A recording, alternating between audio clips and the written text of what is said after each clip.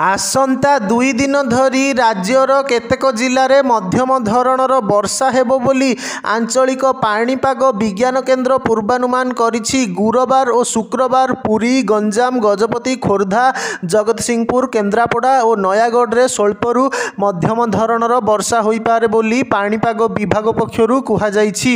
एबे राज्यर विभिन्न अंचल में सुखिला पाग रहिथिबा बेले आगकू कुहुडी सहित ठंडा पड़िबो। आसंता 7 दिन पर्यंत राज्य रे पागरे परिवर्तन हेबो नाही बोली पाणीपाग विभाग कहिछि। तेबे राज्यर 15 सहरर राति तापमात्रा 20 डिग्री तले रहिछि। फुलबाणी रे सर्वनिम्न तापमात्रा 16 डिग्री रेकर्ड होइछि। दारिंगीबाड़ी रे राति तापमात्रा 16.5 और नवरंगपुर रे 16.6 डिग्री रहिथिला। राज्यर अधिकांश स्थान रे शीत अनुभूत हेलाणी।